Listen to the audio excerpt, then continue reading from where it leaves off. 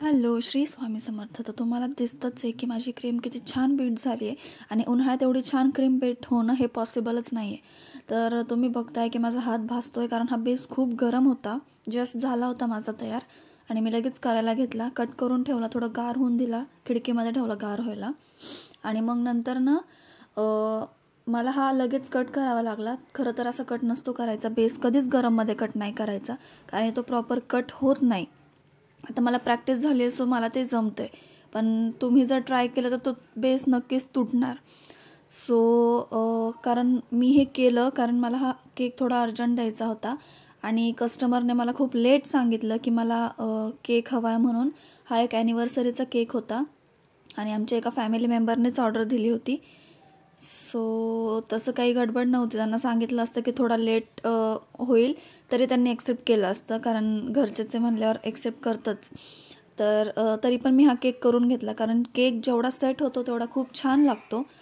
आणि तुम्ही बघताच आहे की मी हा केक लेअरिंग करून घेतली आहे आणि आता क्रम कोट करते ह्याला. हा थोडा क्रॉस झाला आहे बट नेक्स्ट फिनिशिंगला मी ह्याला कवरअप करून घेईल. आणि क्रम कोट करून ठेवल्यानंतर फ्रीजमध्ये ठेवला मी. हा अर्धा तास तरी ठेवला असेल कारण जी आतली जी क्रीम असते क्रम कोटची ती एकदम सेट होते आणि त्याच्यावरतून जी फिनिशिंग होती ती पण खूप छान होती. तर ही एक ट्रिक मी यूज करते. ग्लासमध्ये पायपिंग बॅग टाकून जर तुम्ही क्रीम फिल केली तर खूप इझिली फिल होती. आजूबाजूला कुठे लागत नाही आणि म्हणजे खूप पटकनही होतं. अशी जर तुम्ही क्रीम फिल कराल पायपिंग बॅगमध्ये तर ते होणार नाही. म्हणजे इकडे तिकडे लागेल किंवा पडल असं काहीतरी प्रॉब्लेम होतील. पण ग्लासमध्ये टाकून जर तुम्ही केलं तर हे लवकर होईल. मी शक्यतो असंच करते कारण मला हे खूप इझी वाटतं. नंतर मी हे अशी क्रीम लावून घेतली आणि मग फिनिशिंग केली.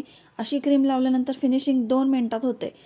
जास्त वेळ नाही लागत. आणि जर तुम्ही स्पॅच्युलाने जर थोडी थोडी क्रीम घेऊन जर तुम्ही करत असाल फिनिशिंग तर त्याने वेळ लागतो आणि एकसारखी फिनिशिंग होत नाही.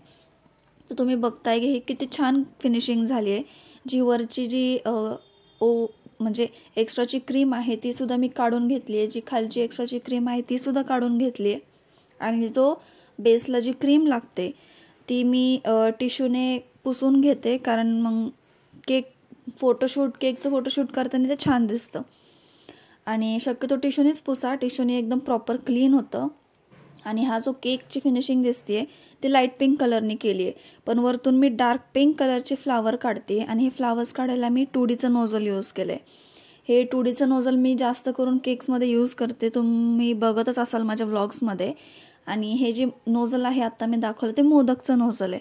मी ह्याचे सेपरेट व्हिडिओ तुम्हाला नक्कीच बनवून दाखवेल. केकचं बेसिक मटेरियल काय लागतं, फ्लेवर्स कोणते लागतात, कुठे भेटतात, सगळं मी तुम्हाला दाखवेल. जर तुम्हाला आवडला माझा केक आवडला असेल तर मला नक्कीच सांगा आणि चॅनल सबस्क्राईब करायला विसरू नका. मी अशाच खूप साऱ्या व्हिडिओज, एज्युकेटेड व्हिडिओज तुम्हाला शेअर करत राहील. थँक्यू.